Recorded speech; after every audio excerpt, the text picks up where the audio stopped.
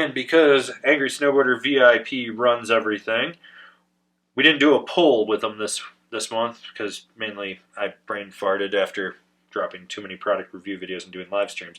So I just asked if they had any questions, and this one comes in from Michael Nyblom. Why do people, guys, are so... Actually, I said that wrong. Why people, mainly guys, are so focused on boards when boots are more important. So this is something that, like, this is the reason that we have Boot Fit Month, obviously, and this is, like, why I see people in so many boots that don't fit them or they have issues or foot pains and stuff.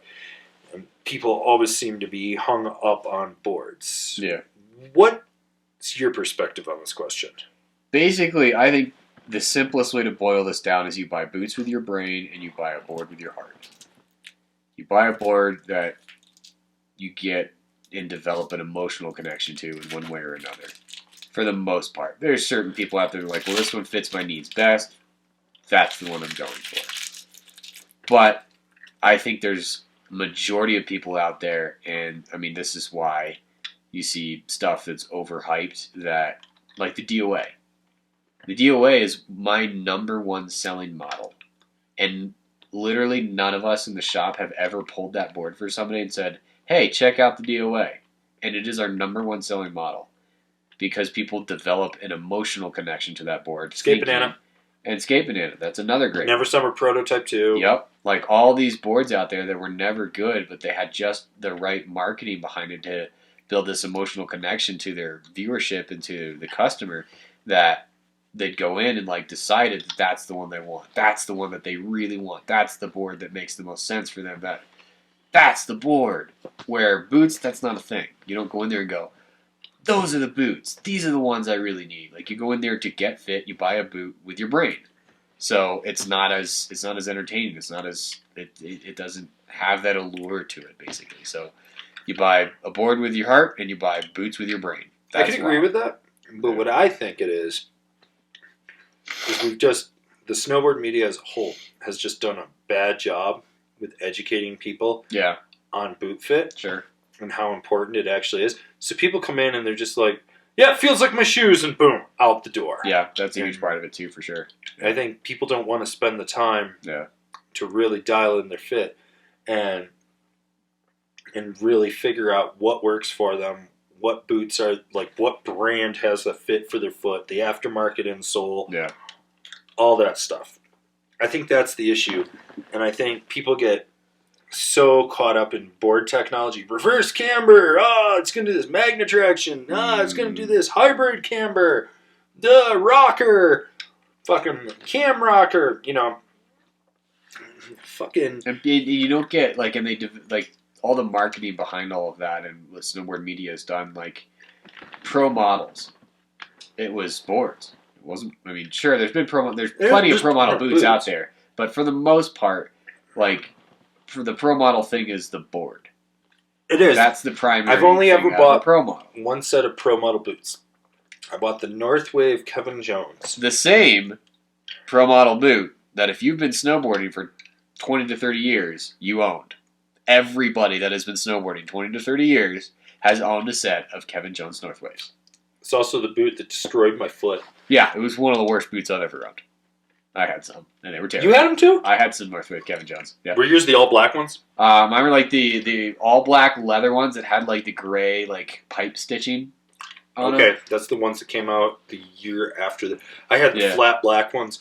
I collapsed both arches on both feet at Holiday Valley in those boots because the insoles were. I mean, dude, I was young. I was like 17. Yeah. So I really didn't know as much as I know now. I pulled the insoles because it was the only way the boot would fit me the way I really wanted it to. Yeah. I knuckled a jump and collapsed both my arches at the end of the season, and my feet were so fucked. I ended up giving those boots away to my friend Manboy because they just never worked for me. Yeah, I think I sold them for $40. And I paid like $280 for those fucking things. They were never cheap. But yeah, Kevin Jones, apparently, great snowboarder, phenomenal dude, worst boots ever. I don't know anybody that actually enjoyed their Kevin Jones. I sold the shit out of those things. I was like, well, Kevin Jones rides them, you should ride them. Yeah. Oh, okay. Right? But yeah, so like there's all this marketing. Then like when you look at somebody into, you know, your bra and vibing people out, you're judging people on what board they're riding, not what boots they have on. I mean, kind of like the Nike thing had a little bit of that. Like you weren't your bra, cool bro, you know, with your Nikes, your Unions, and your Capita, unless you had your Nikes too. But you know, now that's kind of out. Like, you know, 32 is probably the closest as far as having this like clan following of people that like. Well, no, I've 32 gotta have has the 32 largest boots. market share, But especially the Lash. They do, yeah. Which I think is one of the most garbage boots on the planet. Yeah, I think it has no durability. No.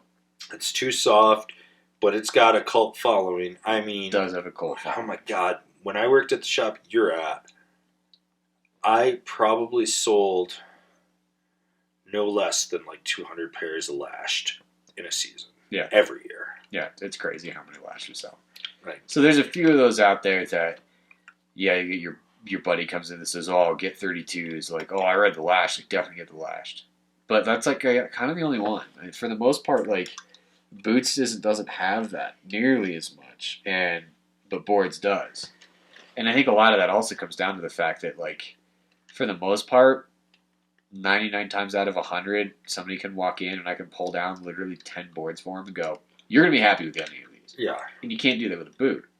So people can develop a irrational attachment to something, or they can just follow the marketing that's been shoved down their throat of this board's going to make you better, or this board is the image that you're looking for, and they're going to be fine on it. Well, how many people also will buy a new board every year, but they're fucking rocking boots that are like 12 years old? Oh, all the time. Yeah. Right? All the time. I had someone hit me up and that was asking me how they could reattach the sole on their boot, and I was like, "You can't. It's fucking dead. Yeah. Your boot's gone." Yeah. If you're and they argued with me. They were trying to argue with me, and I was like, "No, you don't understand. There's literally no way that boot will ever come back. Like the sole has detached. Yeah, it's gone. You need to go to a cobbler to get that fixed. Do you know a cobbler? I don't know a cobbler. I don't.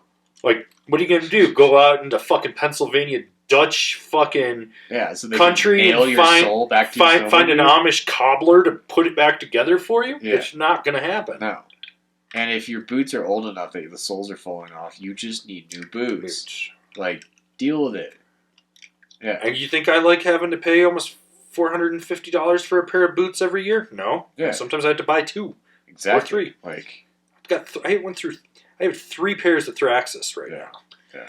So, and that's not a cheap boot, but you're right. I think there is such an emotion. Like right now, with all the reviews that just dropped, I did a YouTube premiere, which is really weird to do like a live chat, like 'cause it's just a chat room type thing. I did it when we launched the reviews. I did it with the Super Pig, and the Super Pig and the Orca are probably the 2 most commented on videos of everything that I put out so far. Yeah, makes sense. And I think there's a lot of people buying Orcas on hype. Like, I got people asking me questions. They want it for a fucking East Coast groomer park board. And I was like, no, not at all. That's not even close. Yeah. Like, what? No. It's supposed to be a POW board. Yeah. Like, the whole reason it's called the Orca was because it's a play on the fish. It's a play on fish-style snowboards, the fact that the Orca kills fish. Yep. Like, that's the whole point of it being called that. So treat it as that. Does it do pretty well all mountain if you don't ride?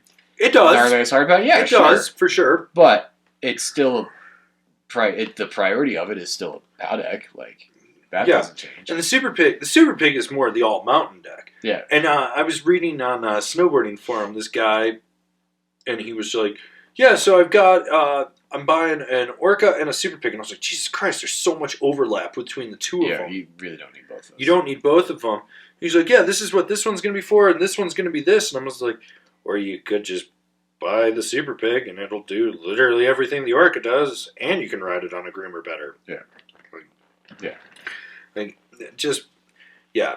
And, you know, you see that hype out there. And I know there's boards that I hype that other people don't. Like, I have a feeling the Ride algorithm is going to sell super well for Ride this year because that board was just fucking phenomenal. They killed the Machete GT, and this thing replaced it, and it's fucking phenomenal in that. But it just, yeah.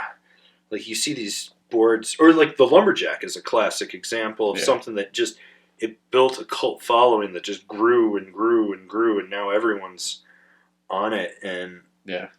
but I see I see dumb questions on a daily basis. Oh yeah. That like I literally face palm, and I'm just like, and then I send him to Superfan Alan Russell, and he's like, "Dear God, that's a real question." And I was like, "Yeah, you see the stupid I deal with." He's like, "Tell Kev I want to rub his feet." And I was like, "What the? Shut up." He's gonna make a skin suit out of you at some point. No, he's not. I don't wanna. He's killed people. He's got this. Yeah. But I think if anyone, like, I think the big thing that we're doing with Angry is the education Yeah. that we're giving people. I think that we're actually developing a new generation of people that understand boot fit better than anything. Yeah. And you're doing something right when you see your competitors copying you. Like James Beastie put out a whole thing in his About section about his website for boot fitting. Right. And it's like, yeah, dude, just go watch Boot Fit Month, which I would love to go back and reshoot all of Boot Fit Month videos and get better audio on all of them. Yeah. That might be a future project next summer or two. I want to just up the quality on all that. Sure. But boards, you're right. There's an emotional attachment. I mean, over the years, I've bought a few boards based on hype or the emotional attachment to them, and then been severely disappointed. It happens occasionally. We all get there. I mean, yeah. The reason I do product reviews is because that goddamn Santa Cruz Panther Ply. Fuck that thing. Fucking hate that board. And I know where it is right now. The exact one sitting mounted to the ceiling of my friend's garage. Because I gave it to him or sold it to him for pizza or tacos or something, or French fries. I can't remember. Might have been an ice cream cone. Might have been a milkshake. I don't know. It was food. I am very food motivated. When I am hungry and I have a snowboard I don't like, I will trade it for food. Good to know. When I lived in Steamboat, because there wasn't a Taco Bell, I traded a snowboard for a whole shitload of Taco Bell.